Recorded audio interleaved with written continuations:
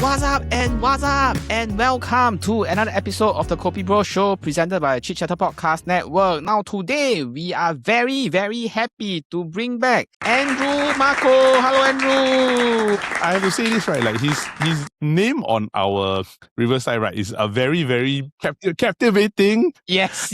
Captivating and very powerful name, right? I have a whole list of those. Every time, actually, if you go to all my gaming accounts, everything is a stupid name. So I played Brawl Stars for a bit. Yep. And when I was playing Brawl Stars, I put my username as PeterFile91. And then I totally forgot that a huge demographic of people who play Brawl Stars are children. And then after a while, I was like, oh, wait. So I teach, right? So I had a kid come up to me once and was like, oh, Mr. Andy, you play games? And I was like, yeah, I play games. What games do you play? And I was like, I played Brawl Stars. And he was like, oh, you played Brawl Stars? I played Brawl Stars. Cool, yeah, why don't you add me? We can play Brawl Stars together. Then he was like, what's your username? And I was like, I'll add you. I'll add you. Why don't you, I'll do that. I'll do next week. Huh? Andrew, what have you been busy with? Because I've seen your Facebook, right? I think that most of your Facebook is filled with marketing not done by you, leh. Yeah, it's pretty much. I'm just a figurehead at this point. My Facebook, I'm not even there. There's nothing behind the face. I've been busy, man. I've had a really nice and busy year, thankfully. I've been doing shows back to back since January started, so I'm very blessed, but also very tired, but in a really, really good way. I mean, this is always the thing about being a freelance actor, right? When you're busy, sometimes you're so busy, and you have to just appreciate it, because when you're free, you're so free. I think we were talking about it, remember, in the original interview we did. When you get a job, just appreciate it. I think you said something along the lines, right, at a particular point. Yeah, pretty much, man. You just gotta take it as it comes. Yeah, so it's good to hear that you're doing well. Thanks, man. I mean, hope you guys are doing well too. I seem to be having a lot of fun with many, many different guests on this show. Yeah. Yes. Yeah. Mr. GY is the figurehead for KopiBros. Yeah. Normally we do a Q&A or interview, but this time we are doing a draft. Part of what we do it in May is because I think you have upcoming production in May as well, right? So could you share more about that? What is it about? And what is it a play? Is it a musical kind of thing? The musical that I just did is called Title of Show. So that was, if you saw that, yay, thanks for watching. But the next one is going to be A Mirror by Pandemonium. Pandemonium is producing a show called A Mirror. It's written by Sam Holcroft. It's a really, really cool script. I'm very excited to do it. It's one of those really, really cool, hard-hitting productions. It's really unpredictable. It's so clever. Twisted. I think twisted is a good word. It's nice. It's fun. It's from the 26th of June to the 12th of July at the Singtel Waterfront Theatre. It's going to be really exciting. From the way you describe, I will want to buy tickets and watch. I hardly say that about theatre plays because I watch more Chinese theatres, but on the way you said it, twisted a bit of like, I would also. Yeah, it's one of those. Okay, like without spoiling too much, right? Two major things are happening at once, and they're parallels. That's about all I should say. No response, but it's basically a look about. It asks the question like, what is art? What is the point of art and creating and the process of that? And it examines a lot of those things and reflects it back across at society, which is why it's called A Mirror, I guess. This is a very, very cool episode because for the very first time on KopiBros, we'll be doing a draft, because just nice, Eldad has time, I have time, you have time.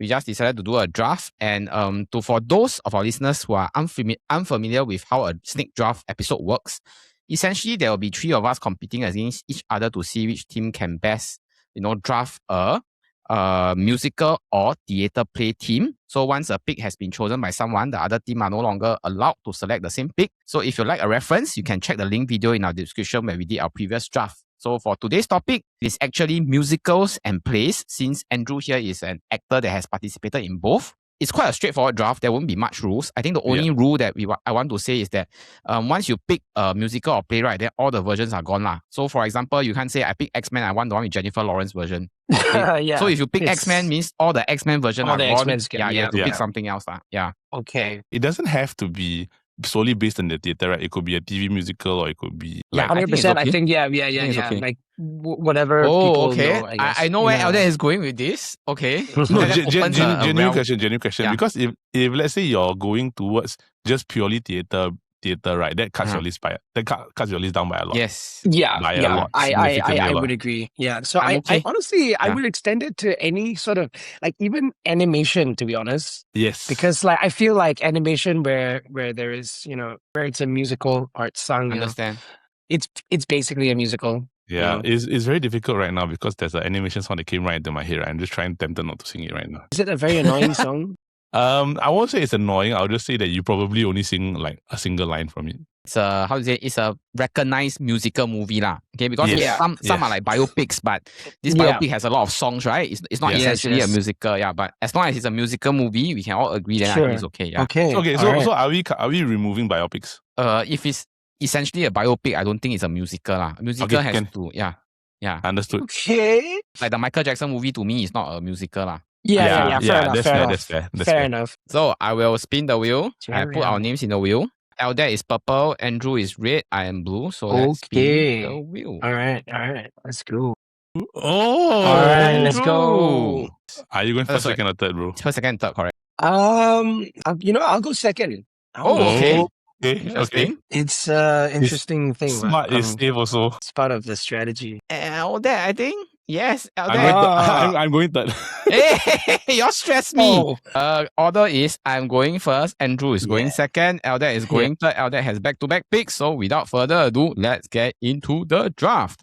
This week's episode of the Chit Chatter is brought to you by our friends at CityMusic, your one-stop shop for all things music and podcast related right here in Singapore. Whether you're picking out your first instrument, upgrading your setup, or starting a podcast, CityMusic has you covered from guitars, keyboards and amps, microphones and full podcast setups, cameras, lighting and streaming gear. Everything you need to create, record and perform at the highest level is all in one place. They also carry a wide range of microphones for every budget. Some of us at the Chit Chatter even use the Zoom ZDM1, a solid podcast mic that delivers great quality at nearly half the price of many popular options. If you're looking to start your own music or podcast journey, be sure to check out CityMusic's website or head down to their store today. A big thanks to our friends at CityMusic for supporting the Chit Chatter.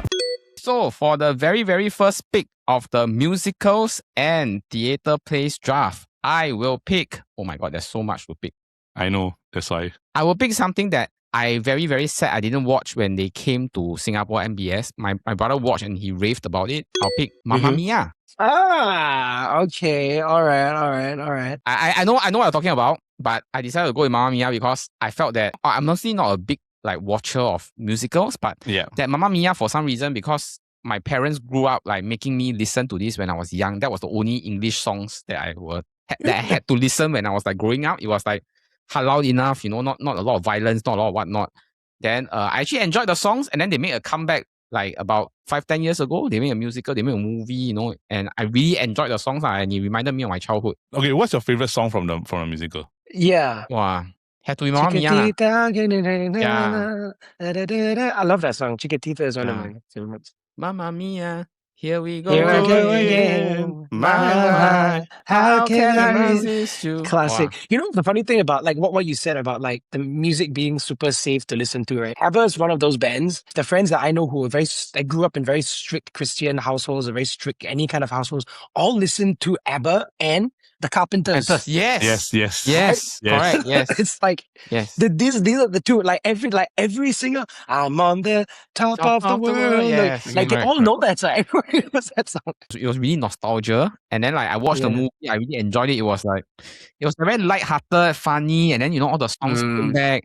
And I was just so happy to learn that, this musical and this movie was the one that propelled them to Emmys, when they missed out when they were then. So yes, the second pick. Andrew, what are you picking? I'm going to pick what my favorite musical of all time, and I think one of the best things to watch, hands down.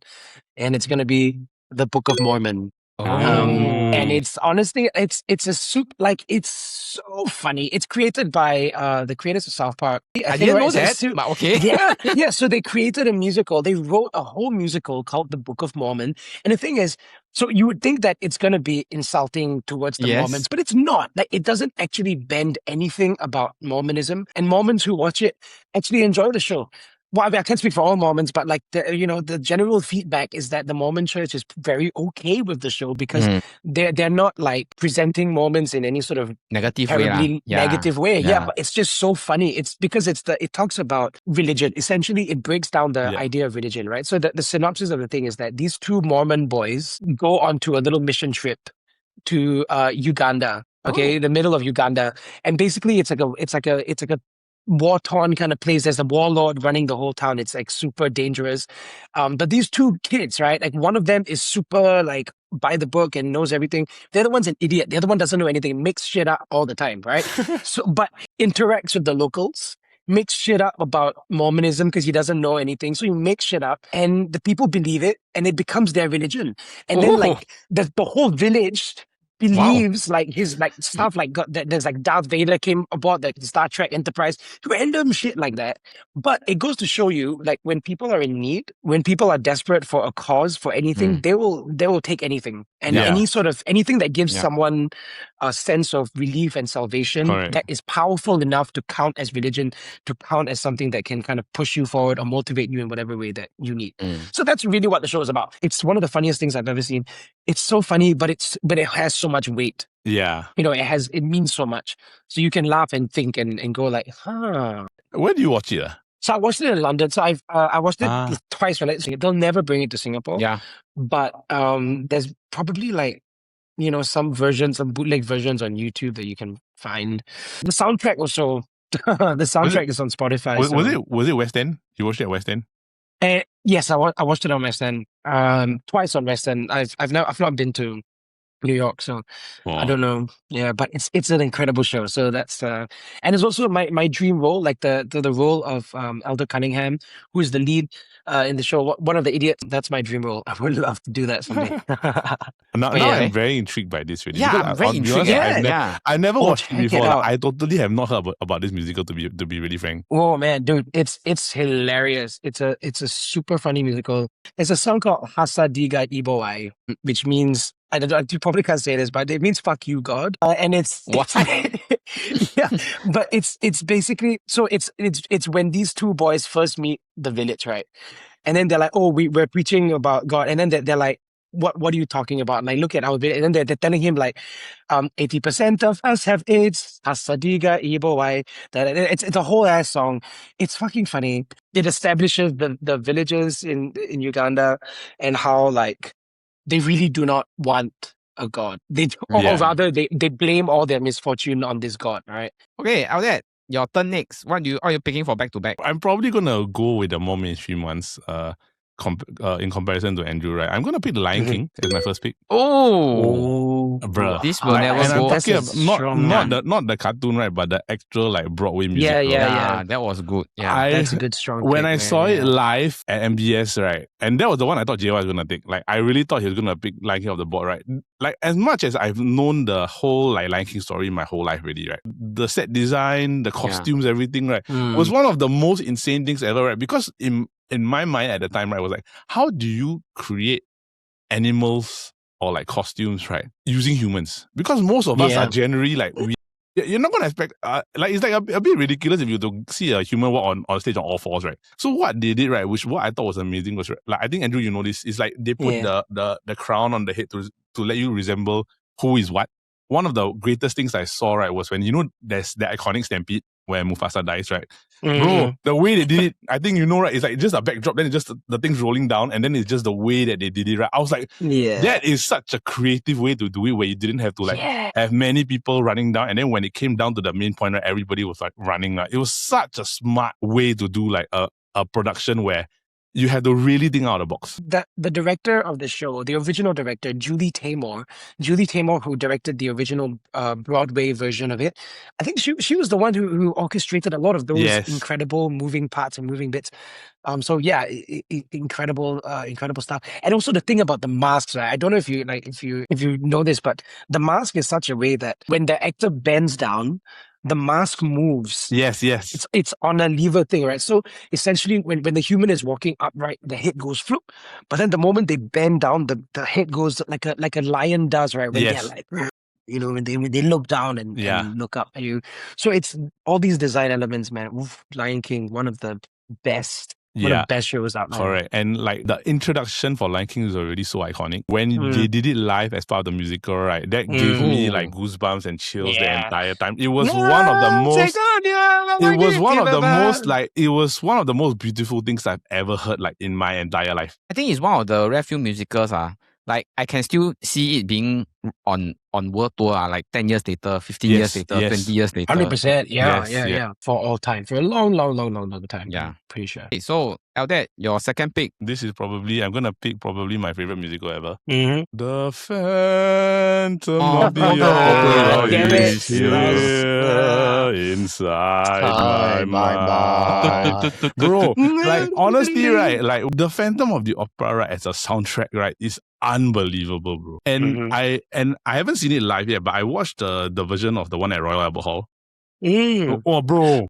Dude, that was amazing, especially when there was the chandelier drop and then there was like the whole thing, right? And the musical, the way that they do the mirror, how they move the scene and everything like that is insane, bro. Yeah, I love that musical. It's so beautiful. What I love about this, right, is that there's always a hook. The Phantom of the Opera, right, the song, there's always the hook, so you'll always come back to it.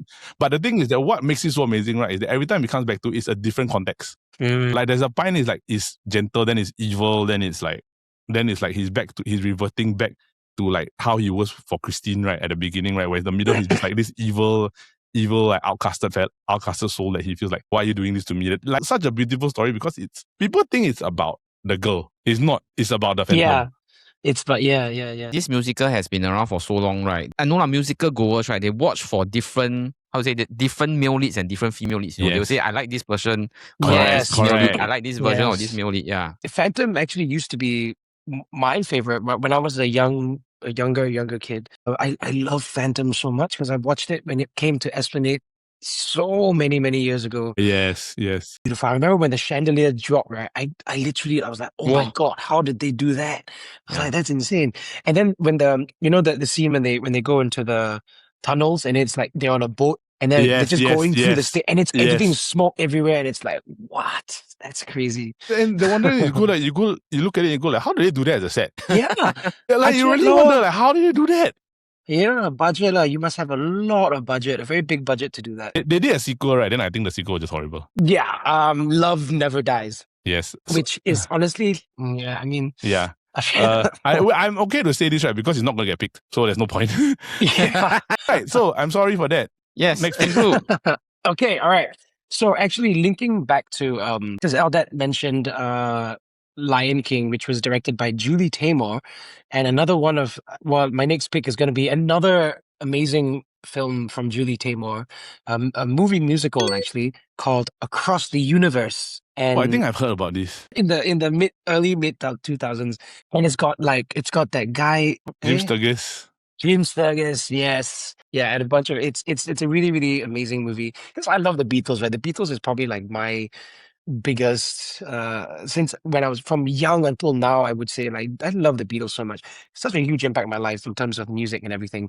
And Across the Universe came into my life at a time where my love for the Beatles music was really deepening. As a kid, I was always exposed to all the usual Beatles, hits. But only when I was around like 14, 15, 16, then I started really exploring the entire Beatles catalog, like all the albums. And it was so damn cool because it was like all these obscure Beatles songs that people have never heard of. They're now like put in the front and center, and people finally know it. And I'm like, wow! And then like, it's just a very beautifully done movie. And it's a genre of musical called the jukebox musical. So a jukebox musical is when you have so Mamma Mia is a jukebox musical. Yeah. Any sort of musical that takes pop songs from one certain artist and then just uses it and makes it a story. It's called the jukebox musical. And not all jukebox musicals are great. Yeah. A lot of the times their storylines. Yeah, a lot of the time the storylines are they're a bit off. But Across the Universe to me hits the mark like every single time. It's a classic to me. So I love watching it.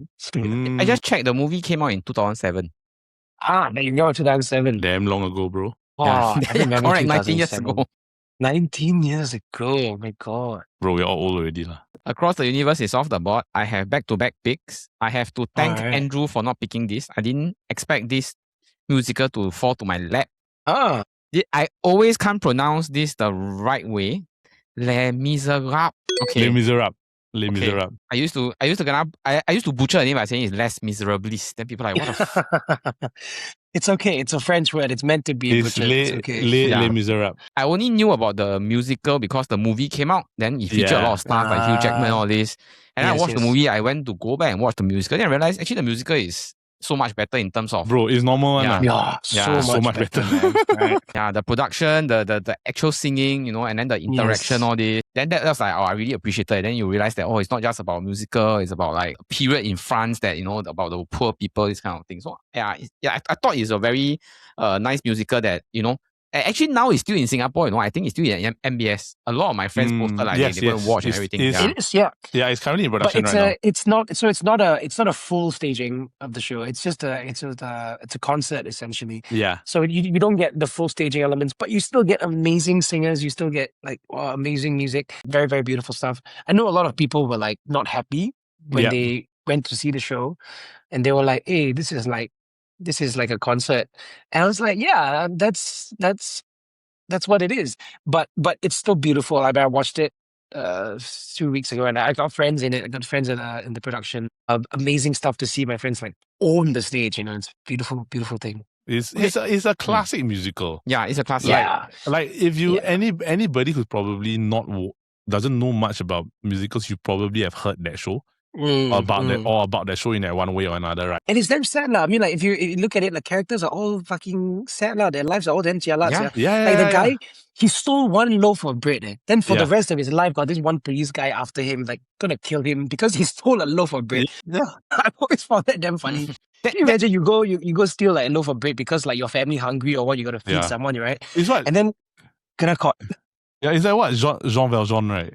Jean Valjean, yeah. Jean Valjean. To me, that's them trying to show the sad reality of life, right? Some people, they get away with doing so much, but some poor people, you still want bread, and it's not because like you want to, because you really need to, like you need the food, and you have to face the consequences. And also, it's like the thing about culture at that particular point in time, right? It's like a very strong reflection of what society was at that particular point in time. Yes, because you know that the bakeries, a lot of bakeries, their bread once their bread kind of goes a bit stale, they throw it out, right? Yeah. So just wait for them to throw it out, lah. Yeah. You know what I mean? Just wait at a cafe like on Wednesdays or Thursdays or what. Then when their bread is like, hey, it's a bit shit now, we're gonna chuck it outside. You just take it. But solves your problem. But then we wouldn't have the script of Les Miserables if we had done that. Yeah. That's true. Yeah. It's quite funny. Like, the whole premise is just because he stole a loaf of bread. Les Miserables is off the board. Nice. My next musical, I'll pick something more modern. The musical that made Ariana Grande very famous, I'll pick Wicked. Of course. All right. Of course. Yeah. Of course. She's so famous now that she comes Singapore, she needs security details. She cannot grab by the idiot. I'll be frank, I have never watched the movie because I would have rather just save me watching the musical production. I missed it the last round, right? And the thing is that as good as the musical movie was, right, it's still not the actual Broadway production. Yeah, it will never be. It'll never be. Yeah. Because I mean the live version is beautiful. If you ever get a chance to catch it, right? Yeah. 100% do that. As in, I watched the movie, so I know some of the songs. So in terms of like, if there is if there's a ranking of best musicals ever, Wicked is definitely close to the top, but it's not the top lah, right? But I have to say that because of popularity, because of the recency bias, I feel that picking this will sort of win me the draft. Higher chance to win the draft. Example of a strategic pick. Strategic and popularity pick. Because I'm pretty sure my producer, when he cut the clips, he will put Ariana Grande face there one. Because she's the face of the whole thing, although she only acted in a few shows. For sure. Okay, so wait, I gotta think. Yes. Andrew, what's your third pick? Okay, this one's gonna be from the animated movie musical side, and it's one musical that always makes me cry, and I think I'm dependent on all those who kind of have that rooted within their heart. The musical is Coco. Oh God. Coco is so yes. It's really yes. Yeah, Wow. it's hard to explain it. You know what I mean? It's because it's just so. You have to watch it to really feel the. Yeah. The way that the music is done, right? Especially when they play the guitar, certain parts of the guitar and everything, like it's like this is why I love Disney. Yeah. Yes. Yeah. Essentially, Pretty much, that was one of the reasons why also. And because it's animation, they can do so many of the Yeah. special effects, right? The colors and everything is like wow. Together with the song, is like I'm like wow. I can remember being like just wow. I'm watching in the theaters. Eldad, you have back-to-back picks now. What are you choosing? Yeah. Okay. I think I should have given. I feel I should have been in the back-to-back picks, but never mind. Okay, for me, right, this one probably one of my favorite plays ever is historical, right? I'm gonna pick Macbeth. Oh, wow! One of the I think everybody knows the story of Macbeth. It's very well written. It's rooted in a lot of history. different things, right? And history, right? But the most important thing, right, is that basically, right, it's about surrounding yourself with the right people. Because he was surrounded himself with the wrong people, and it led to a lot of bad choices. And basically, it's like trying to live with yourself and be conscious, like Lady Macbeth with the blood, where she can't get rid of the blood on her hands and everything like that, right? Yeah. And the thing was that I read this right in the Olden English. Wow! Oh shit! Yes, I read it in like both the modern and like the traditional English, right? Like the one, right? And it makes a lot more sense to me. You haven't said Shakespeare, right? It's always Macbeth with, I mean, not to give it away, but some of the others that goes down the line. You know, funnily enough, you know that people say that you can't say Macbeth when you're in the theater or when you're inside the theater, and you would think that it's very like old wives' tale kind of superstition kind of thing, but people actually. They're quite strict about it. They're very strict about it. Like very strict about it. In the theater community, right? You cannot, even in a rehearsal room, to be honest, you can't say, like even I feel conscious saying it. Like you can't say it's like, I don't know whether, Andrew, do you feel it? Because there was once I was helping out one of my friends at like, I brought something over to him like at the theater when they're doing, I think it was at SRT. When they're doing the Macbeth production, right, there's a certain coldness that is in the room that you just cannot shake it off with every other production that you see. It's like, there's something different. It's the collective belief in the severity and the weight of the play, I guess. Yes. It's kind of like everyone acknowledging. It's like if you're doing a scary show, right? Like a ghost play or something, you would have, I think, a very similar kind of weight hanging over around the air, you know? Yeah. I think like so recently I was doing Lord of the Flies and true, like every single time there was always a very strange kind of like, because the show is very intense. The show is about like death and about beasts and demons and not demons, but like beasts. Children believing that there are demons and whatnot. Yeah. Believing that like the beast is inside you, then the beast can take over you and the beast can be in anyone. So like, it's that magic, I guess, the magic of theater, right? Like when the actors feel this way, we translate it so that you feel it in the audience when you watch the show as well. So your next pick? Well, now I'm stuck. Should I go with a play or should I go with a musical? Because there are so many great musicals that haven't been picked yet, right? But I'm trying to think. There's so many. The first few like local productions I saw, right, and it still sticks out to me today. I'm picking Boing Boing. Ooh, nice! Like Wild Rice. Yeah, Boing Boing, bro. And I watched the one. Majuki. No, I watched the one with Adrian Pang. Wow, wait, when was that? That was with the music drama, the drama center at NLB. Ah, right. The NLB theater. Yes, correct. Like I can't remember when I watched it, right? But it was one of the funniest things I saw in the theater in a very long time, right? Because it was so witty, it was so well written. The stewardess all had different type of like personalities, right? Then he's trying to manage the personalities all in the same house. Then he's like, bro, you're gonna get caught no matter what you do.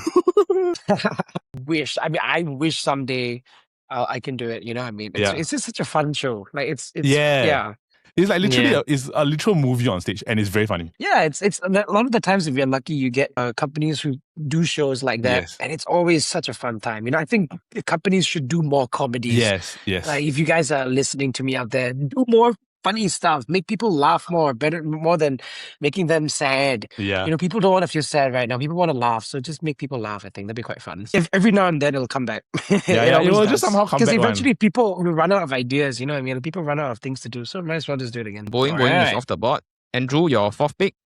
Okay, my fourth pick. Since we're going plays now, okay, I'm trying to think. One of my absolute favorites is a play called The Importance of Being Earnest. Oh, yes. Oh, yeah. I don't like it's a very old. It was written by one of my favorite writers, Oscar Wilde, who wrote this in like 1890 something. Yeah, it's been produced so many times over the years. Like in Singapore, it was one of the first few things that I watched as well in the old Victoria Theatre before it got renovated, and amazing stuff. It's the writing is so sharp, the writing is so clever, it's so smart. Yeah, it's a fun time. It's always it's a good play. When I did my research, this came out a few times, so I guess it's something like a classic, and like most it's very old. Yeah, it's very old. Yeah. But it's just at the age where English is already like the recognizable English. You know what I mean? It's just at the tipping point, the 1890s, it's when people more or less kind of talk like this already. Importance of being earnest is off the board. I have my last two picks. Okay, so my second last pick will be The Greatest Showman, my first musical movie. I was dragged by my friend to watch this, and at first I was very, very reluctant. But once I go in, I'm like, oh, I paid very cheap tickets for a very nice musical. Yep. And the songs were good. The songs were nice, actually. Yeah, man. 100%. I think Greatest Showman is one of those shows that's so important because it bridged so many gaps. Yes. Between so many people, and it made musical theater very accessible. Yes. To a lot of people, and because the songs were so kind of easy to catchy and easy to digest and to remember, so people kind of associate that with like, oh, the visual spectacle of the musical, and then I think that deepened a lot of appreciation, I guess, for the musical theater art. Yeah, and that was the first time that was the first time I learned that Hugh Jackman actually started as a theater actor before he moved into movies. He did. Yeah, then I was like, oh, is he actually singing? My friend's like, yeah, he actually singing. He can sing. Yeah. He's a very good singer. He's a very good singer. But my favorite song in this entire show, right? It's not A Million Dreams, and it's not Never Enough. It is The Other Side. Oh. The one he did with Zac Efron, right? Yeah. Bro, the choreography in that scene and the way that they dance and everything and the movement in the bar, right, is so well shot. It's so well shot, right? And the funny part is that a lot of people don't know, right? The bartender was from Step Up. Oh, really? Yes. Oh, I had no idea. Wow. The bartender, right, is Step Up 3. You know when the guy that's fighting Moose in the park. Yes. The skinny guy with the cap, the one that he did the thing, right?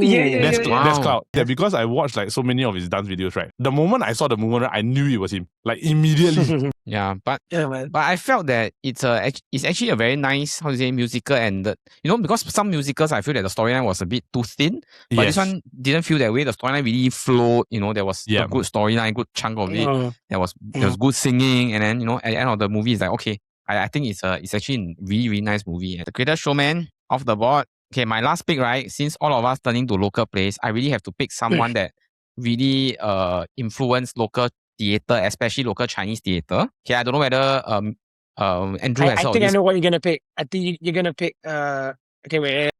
我家里派就是 number 2. No. Okay, never mind. Yeah, I'm picking a play from Guo Baokun. Yes, okay, so this play is called The Coffin is Too Big for the Hole. I have no idea what it is. Anyway, Guo Baokun is a very important person in Chinese theatre because he wrote a lot of plays and he actually pushed for a lot of like multiculturalism dialogue and whatnot. But one interesting thing about his life is he is one of the very few people, right, that government captured him because he was too vocal, throw him into jail for 3-4 years. He came out, he did theatre. I think in 1996 he was awarded Cultural Medallion. I think only in Singapore can you find someone that they will jail you and they will give you Cultural Medallion within the space of 20-30 years. Only in Singapore. Yeah, only in Singapore. Only in Singapore, man. Yeah, but to give you all some context, The Coffin is Too Big and the Hole is Too Small is one of his better known plays. And I like it because as I grew up, I understand this a bit more. It's a one-person play. It's basically just about this person, his father died, and then he wants to bury his father, but the plot of land given to him by the government is too small to fit his father's coffin. So it's just a whole uphill battle about bureaucracy and which I think as I grow older is like so relatable, like Singapore bureaucracy, how you cannot push against it and whatnot lah. Yeah, we learned about Singapore Chinese theatre. Right? Half of the 13 lessons were just studying his plays. That was how important he was to the Singapore Chinese theatre. So I thought that if we did a draft, I have to sort of 100% pay homage to him by giving him one pick. Yeah, man. I mean, Guo Baokun is a legend in the scene, and even in the English theatre scene, like a lot of us respect and love his work. And Coffin is Too Big for the Hole is so famous that I think like there are so many different versions of it a lot. for SYF. Like Yes, SYF in correct, particular, correct. people love to do Yeah. it for SYF. Yeah, and I've seen so many versions of it, and every time I see the story being performed, it's always so beautiful and so breathtaking because it's the text, right? It's the text that lasts forever. If you have a really, really good writer and a really good mind, they make something that's timeless and that will always be good. Yeah. No matter how many years pass. Okay, so I think that was my personal rant. I really wanted to just give him homage. So Yeah. Andrew, what's your last pick? Okay, my last pick, since we're going local, like if I think of local musical, I think I definitely have to shine some light. Secondary, the musical. Secondary, the musical is I don't know if you guys know, but it's a musical written by I heard about Weish. it. Yeah, so Weish wrote the musical. She wrote the entire thing. Wow. I think honestly, one of the best things to come out of Singapore ever, like from the dawn of time. And if they ever do it again in the future, please go and watch it. Secondly, the musical is so amazing. It speaks about the Singapore education system. Oh, okay. And when I first watched it, I cried so much because I was like, oh my God, like that's me. That's so many people in the system. Everyone's just in a system. Everyone is kind of put into boxes and everything. And you just resonate so much with it. So if you've been through the Singapore education system, you will definitely resonate with that kind of show. And also the music, the choreography, the direction, everything, the whole show. I cannot sing higher praises about it. I love it so much. I didn't manage to catch it this time, but like the last time they ran it, I watched it twice. It was so good. So yeah, if you ever get the chance to watch Secondary the musical, but I mean they finished the run, so you can't really. That's the thing about musical theater and theater in general. once it's right? gone, When it's gone. when it's gone, it's gone. It's like, Wish, can you just bring it back? I'm sorry, I didn't go. Yeah. Okay, so for the last pick, out there, what are you picking? Well, should I go with what the people want or should I go with what I want, right? But if I feel Go that with if what I you go, want, man. if I go with what the people want, right? All right, I'm gonna go with what I want. All right, yes, do Okay. that. I think people don't know this, right? The TV movie, right? I'm gonna go with Tick Tick Boom. Oh, Whoa! okay. Wow! Tick Tick Hey, Boom, right? that's- And the reason Nice. why I like it so much, because okay, one is that it's a very chaotic musical. It's everything. Yeah. The thing is that what I love about it, right, is because it's very relatable. Yeah. Like you're a guy, it's about a guy, he's living in New York, he wants to achieve his dream of becoming a writer, right? But he's Yeah. going through all these different things of like stages of like, is he going too much that it basically overtakes his life and he forgets about everything else around him. And then the worst part is that he's trying to focus so much on this, right, that everybody around him has moved on. Oh. Yeah. So it's like it's very sad. Like, do you chase your dream? And sometimes the worst part is that sometimes people don't get the dream that they want. But one of my favorite songs from their musical, I don't know whether Andrew you know this, right? Is Johnny Can't Decide. Oh yeah. Yes. It's like, I don't know it, but yeah, I know that I know like- that song. it's one of my to me, right? I watched a lot of musicals, right? That is the song that if I will always want to listen to when I think Yeah. of a musical. Somehow it's just such a well written song, and the fact Yes, that it showed that Andrew Garfield can sing. Yes, he can. And Jonathan Larson's an amazing writer. Yes. I love that show so much. When I was turning 30, like 3 years ago, 4 years ago now, when I was turning 30, I was playing that song. I was playing they're singing happy birthday. Oh, And so it's about turning 30, and Yes. like I loved it. I love listening to that. It was a They're great song. singing happy birthday. Happy birthday, you just want to lay there and cry. And it's really rock, right? So there's the thing about Jonathan Larson, who wrote Tick Tick Boom. He also wrote Rent. So he's Yes, famously yes. so he wrote Rent first, and Tick Tick Boom was like the pre-Rent musical. But Rent is like a really famous musical, and probably one of the first few musicals that I fell in love with as well when I was very young. But yeah, amazing stuff because it's rock, right? And like you rarely ever find like such nice rock music. stuff happening correct. on in musical theater. But It's 39. yeah. to read off the teams, my team is Mamma Mia, Les Miserables, Wicked, The Greatest Showman, and Coffin Too Big. But Yeah. the coffin's too big for the hole. Yes. Yeah. Okay, so for Andrew, Book of Mormon, Across the Universe, Coco, Yeah. The Importance of Being Earnest, and Secondary, the musical. For Yeah. Eldad, your pick is Lion King, Phantom of the Opera, Macbeth, Boing, and Tick Tick Boom. Yes. Okay, so Oh, what are some yeah. of the honorable mentions? Hamilton. Yes, Hamilton.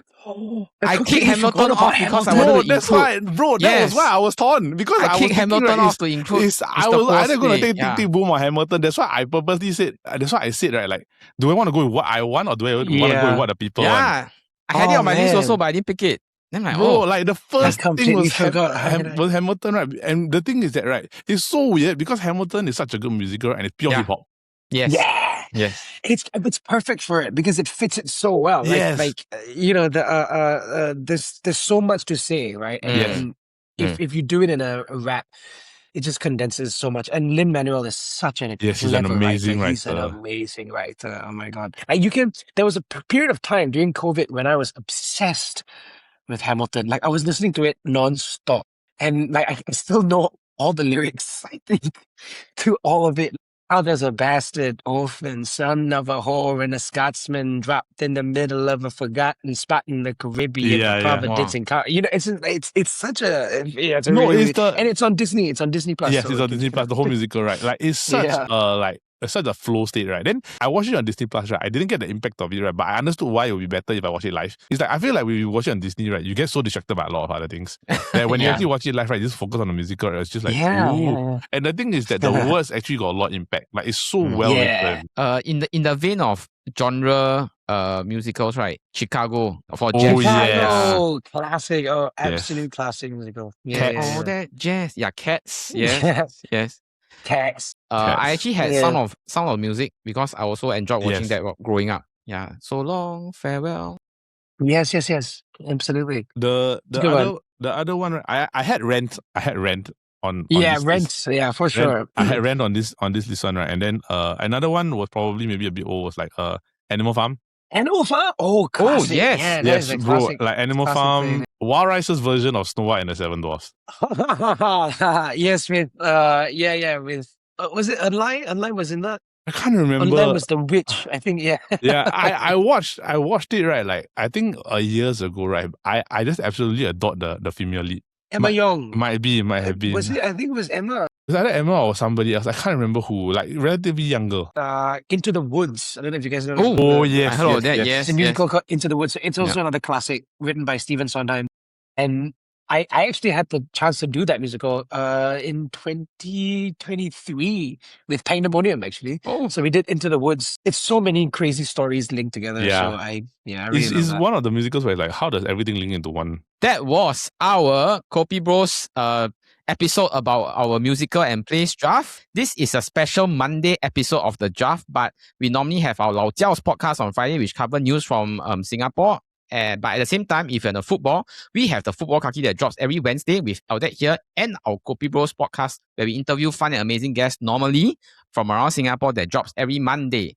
Now, if you want to vote for which team you think drafted the best, you can head to our Instagram on Friday at 12 p.m. to vote. But remember that voting closes the next day on Saturday at 12 p.m. as well. So please remember to head to our Instagram. Now, we hope that everyone has enjoyed this special episode. But remember to keep warm because there's a draft coming. City